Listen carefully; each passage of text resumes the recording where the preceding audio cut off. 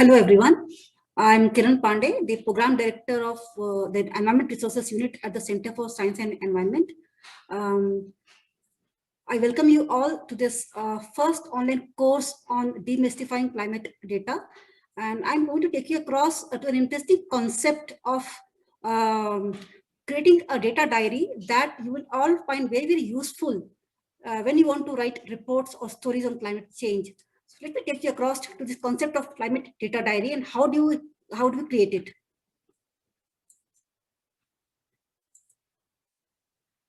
I'm sure most of you will agree with this, that all of us have two kinds of data with us. The first kind of data that we have is the work that we have done and the data that has come out of that work. For example, if you're a researcher, you have your own data that has been generated. If you're working in a government department, you have collected data from your field reporting, from your field work. If you're a project officer, you have data that has come out of your project reports. But we also have to know what is happening on the other side.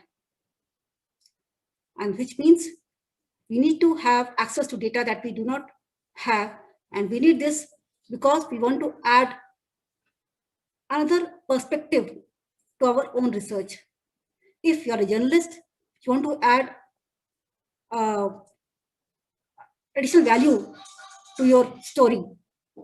If you are again a project officer, you want to have different perspectives in your project report. And many other reasons behind this. At the same time, in both the cases, the data that we will need will be of various periodicities. We may need to have data on a daily basis, on a weekly basis, on a monthly, and even on an annual basis. For example, at CSE, data has been at the center of our policy, research, and advocacy work for over 4 decades now. It has provided us useful insights. And if you see each one of our report that we come out with very often as a knowledge product has data as evidence. Why?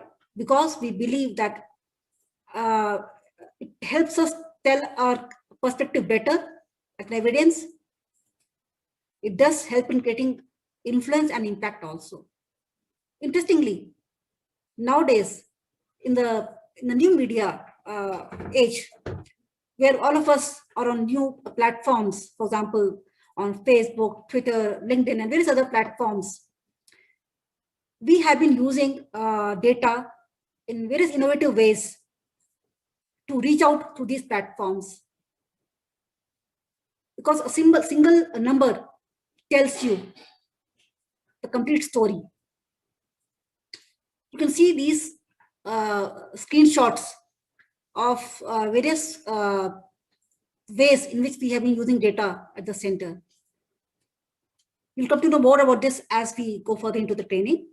For example, the first screenshot that you're seeing over here is from a set of posters that we have designed to show how climate has been impacting India. The second set you're seeing over here is something to do with COVID and how India has been impacted by the COVID pandemic. The third screenshot that you're seeing over here is a smart data card that we come out with every day using the numbers on the COVID at a global level. The third is a data card in Hindi, India's national language, because we also have a Hindi magazine. And therefore, you can see whether it's English or Hindi or any other language, we have been the numbers can be used innovatively to reach out to a wider audience through the new media platforms as well. As I told you, each one of our product uses data clearly as an evidence, and definitely helps us tell our perspective better and with a lot of confidence. This is again a screenshot of few of our products that we have come out on climate change. And these are books, the fact sheets, these are posters. Again, for a variety of audience groups. For example, you can see on this screenshot itself, you will find that some of the books are meant for researchers, policymakers. There's another interesting book that is meant only for students, for younger audience. But the common thing about these products is numbers have been used very, very creatively in each of our publications. Now let me come to the topic, climate change. See, climate change is a multi-sectoral subject. If you're a journalist, I often say it is everyone's beat. And therefore, each one of us needs to understand and uncover the science and politics of climate change. We need to understand the global developments with the national, regional, and local perspective. As you must have heard by this time, what Richard said. Richard Mahapatra has already informed you of how climate change is a global subject, but has a local impact. Similarly, a local climate development will also have an impact on the global scenario, which means we have to understand it from both the perspectives. And in this context, evidence-based writing and reporting will be very, very important, because you will always find there are two groups who talk about climate change. And one of the groups agrees that yes, it is a challenge, it's a threat to our humanity, whereas there are also climate deniers. Now, if you have to prove your point, you will definitely look for critical evidence, and there numbers are very, very important. But let me make things very clear. Numbers have to be used very innovatively. When we talk about data and numbers, it doesn't mean that we don't have to track other things, other sources. As a writer on climate change, as a researcher on climate change, you have to be on your mark. You have to remain up to date on what's happening. That means you have to track events on climate and developmental issues. That means you have to build your diary of global and national events that you would like to track and remain up to date. Because in each of these events, you'll find interesting knowledge being generated. Other interesting thing about climate change is it impacts all of us. It impacts our livelihood, which means people is central to the debate on climate change.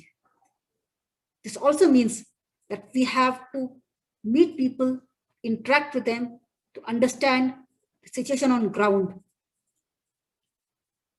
And this statement stands true for all of us, for our friends in Africa, in South Asia, in Nepal. Again, there are a few people from Nepal as well in this group. Which means everybody has to keep this in mind, that when we talk about numbers, we have to use numbers along with these sources as well. You have to track events, you have to understand people's perceptions, you have to talk to them and understand what is the actual situation on the ground. And yes, now to prove your point further, you would definitely need data as evidence. And that's why this workshop is very, very important for all of us. It can help us find a better story if you're a journalist. It can add a new research area to your project work. If you are a government official, you will find a new challenge altogether to work upon. Again, it's not just challenge. The numbers can also drive you to an opportunity that exists, that is not visible to us. And if numbers, if used innovatively, can also have a high recall value of your story, of your project work. And as I already told you, that the numbers, if used innovatively, will also help us have wider impact on the new age platforms. So it is important. We should meet data, have a strategy behind it. In short, we have to have a personal data diary that I'll take you across on how do we at CSE work around it. So when you want to create your data diary, what's the basis for that? How do you identify? What sources should you include in your diary? What kind of numbers should you look at? What's the criteria that you should keep in mind? So let me list a few indicators that you should keep in mind when you look for good data sources with good, reliable numbers and data. First and foremost thing is that the source should be authentic, reliable, credible. It should be a source that generates data on a regular basis. Why? Because as a climate researcher, as a climate reporter, as someone who works on climate related projects, these numbers will help us identify the trends, the historical trends, and the future as well. As I often say, the devil lies in the data.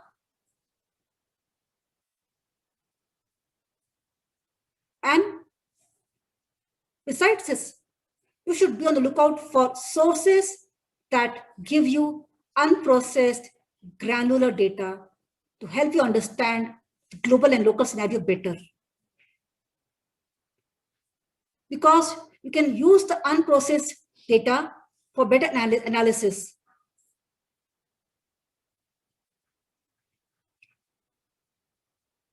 You should look for data that's easy to operate upon, which means the data in open access format will be very easy to use, and it's a friendly format for all of us. And the good news is most of very good websites, nationally and internationally, believe in this. They have made data available in the open access format. That means data that we can just simply import and start the analysis, and of course, and also visualize them graphically. Last, and the most important, the most interesting aspect when you look for good data sources is make a list of or identify sites that give you the power to visualize the data graphically. For example, the website of FAO, the website of WHO, World Bank. All these global websites give you the power. They empower you with raw data, unprocessed data. At the same time, they also give you data that can be visualized by you. I think by this time you must have been convinced that to do all this, we have to have a good diary. So let us meet and interact with data and try to make our own personal data diary. For example, as I already told you, look for sources with raw and graphical data available on the websites. And this is the most simplest and the most powerful website that I always come across and always recommend to everyone. Our World in Data. The beauty of this website is it gives you data well categorized under various subject heads that any layman can understand. It has raw data. You can use the data to compare country by country on various indicators. And you can also get a graphic created out of it. And we have also an assignment for you based on this website. So make a note of this website very seriously. And you'll see that once you start working on this website, it's so easy to work on. That means this should be on your data diary, definitely.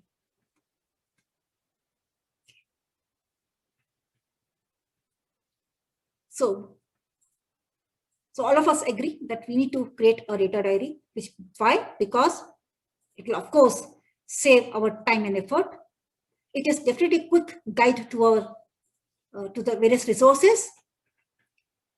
It's like all of us have visiting cards of our friends, of our close contacts.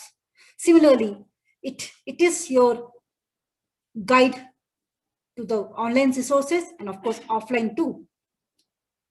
It consists of addresses, which means it has websites. But remember one thing, merely having a list of websites is not sufficient. You have to visit them regularly to understand them better. Because they're also dynamic. So the message is, do visit these sites that you have in your data diary regularly and make friendship with these websites, not just the websites, but the data sets that these websites provide you. Because the wealth lies in the data sets and that are often hidden behind in the deep in these websites. Okay. And so as you create your list, make a note of the ones that are released regularly. For example, websites that release numbers regularly on a weekly basis, monthly basis, annual basis should be on the top. And the beauty of this will be, you can look for trends by combining these, you can analyze them and create your own data set. And that could probably give you a new insight altogether. This is especially interesting when you talk about climate change, because it is a multi-sectoral subject. Climate impacts different sectors. It impacts agriculture, it impacts forestry, it impacts livelihood, it impacts food security, and various others. It impacts health. That means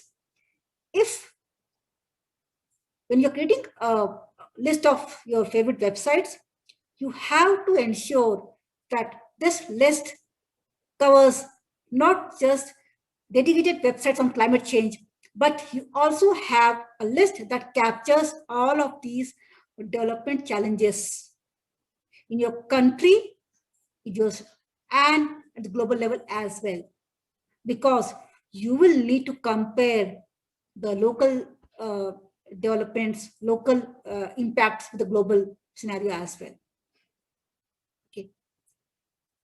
And when you combine various numbers from different sources, on different subjects, okay, you'll definitely find a new story emerging from this, and that would be a story on development,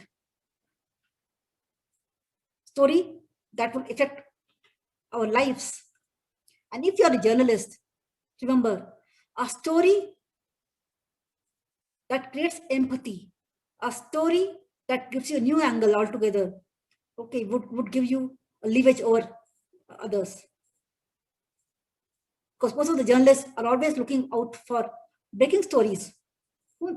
And believe me, there have been instances when we have combined numbers on different subjects from different sources and have given a new research that has been very, very impactful. So again, I'll repeat, maintain your diary of data sources and relevant data sets in them. It's very simple. Your listing of data sources could be as simple as this. You can see the screenshot. You will wonder, why I'm talking about pollution over here? Why forest? As I told you, climate change is a multi-sectoral topic. That means your data diary should have resources that give you data on not just climate change, but other development aspects as well. This is another format of data diary. It has some additional details. For example, it tells you the periodicity as well. The first row in the screenshot that you're seeing can be used by us to track numbers, global numbers on sustainable development goals. Similarly, the second one in this screenshot is on Africa. The source for this is African Development Bank. It covers a variety of subjects. They come out with several annual reports, annual publications. For example, African Economic Outlook is one of the most important publications that comes out from this bank. So I have made a note of it over here. Similarly, third row in this screenshot, Central Pollution Control Board. It gives me numbers on air pollution.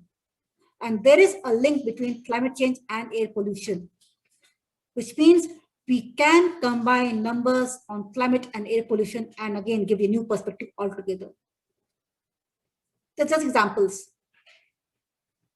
Okay.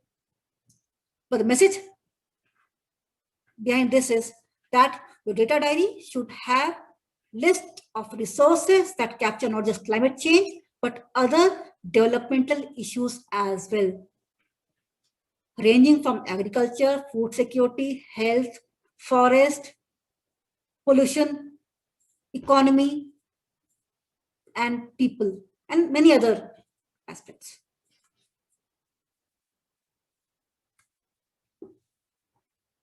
So what I do over here is, in fact, we at the Center for Science and Environment, we do have a list of resources as a strategy, because this helps us save our time when we have to write many reports or stories. So I'll take you across to a few select global data sources on climate change, specifically in this presentation. But this is not an exhaustive list. It's just a glimpse of few websites. But we will be sharing with you a complete list of similar websites separately. So please take a look at those sites also. So this is the website of World Meteorological Organization. Anybody working on climate change should definitely make a note of it. And this should be the topmost site to track global numbers on climate change and weather.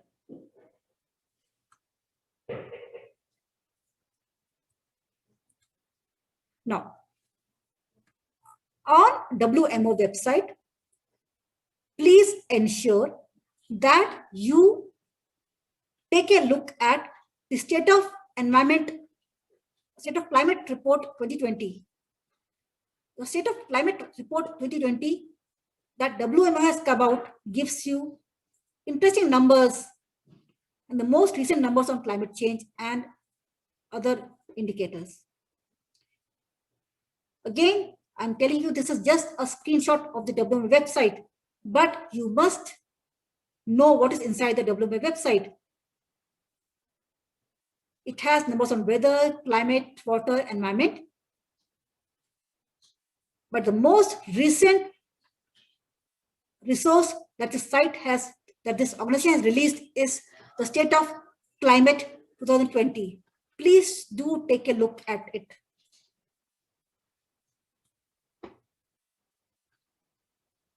National Oceanic and Atmospheric Administration, in short, NOAA. NOAA is another interesting and very resourceful website to understand climate related challenges. Within this website, don't get lost.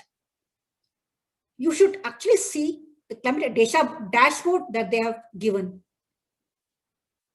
This, as a screenshot shows, this gives you numbers on the temperature, carbon dioxide emissions, many other indicators.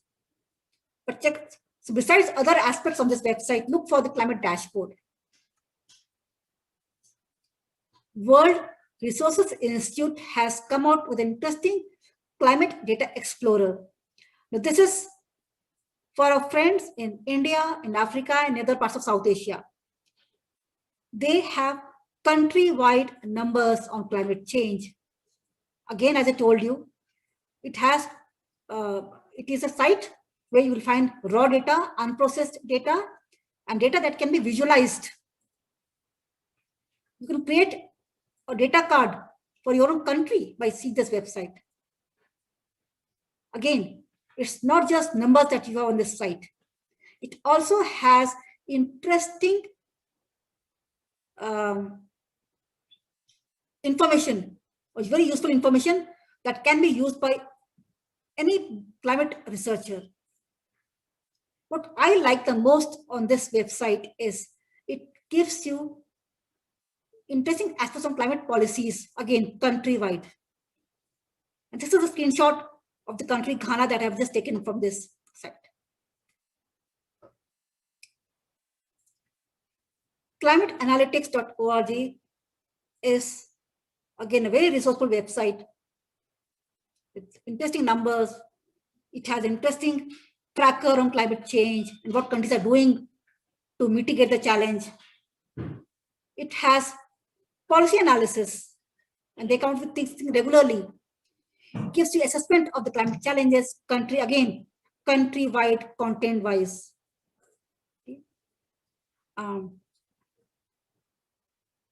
So once again, you can see the screenshot over here. This is a must if you want to track the global scenario on climate policies, the mitigations, and how countries plan to go forward after the COVID challenge. This is just to show that climate cannot be understood in silo. You need to connect dots with other sectors to understand the challenge. And this slide shows you exactly that. If this is what we're talking about, so how do we connect the dots? The first and the foremost interesting resource for this could be your dashboard on Sustainable Development Goals. This is a screenshot of the dashboard. You can check out your country's progress, obvious indicators on climate change and other development indicators. They also come out with annual reports, country-wide reports. This is a must to connect the dots between climate change and other development indicators countrywide. Let me take you to the slide once again. When I talk about climate change and sustainable development goals, remember that in India, we also have our own report on SDGs. Niti Aayog has come out with a status report on India's performance on the SDGs. So please see this in context of your national reports as well. And this is especially for my Indian friends who are part of this workshop. So when you connect dots between climate change and other issues, you cannot afford to miss FAO and the data that they have provided you with. As the name suggests, Food and Agriculture Organization. It definitely has numbers on agriculture, food security, and other aspects, but it also has data on emissions intensity by country of various agricultural and animal products, again, for the content and for the country as well.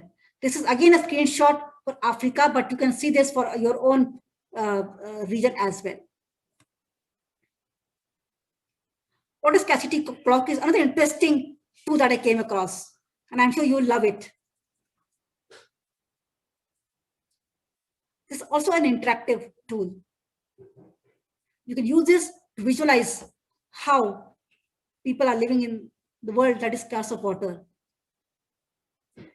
And this especially focuses on absolute water scarcity across the world. I would urge you to check out this to know the status of your country. And once again, with this, it can be used by you to create a data card on your country's water scarcity. So there are many such sites that we have listed in the data diary that I use at the center. And I will be sharing with you a separate list that will be given to you as an essential reading under module 2 of this workshop. So please check out the section on essential readings of module 2 for more such resources on climate and related issues. We will give you 2 such lists. One will be the global list on climate data sources, and another will be a national list for India specifically. So I'm repeating again, this is not a complete list. This is just a glimpse of what the list, what your diary should have.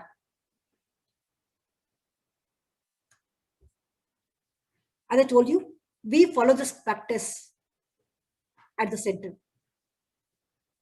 And it's especially important for me because I come out with a State of India's Environment report in figures every year. That means I'm supposed to know what is happening and where the numbers being generated on a regular basis. And I am sure you also would find the practice of creating data diary very useful for your own work. I know most of us actually depend on Google for all our information data requirements. But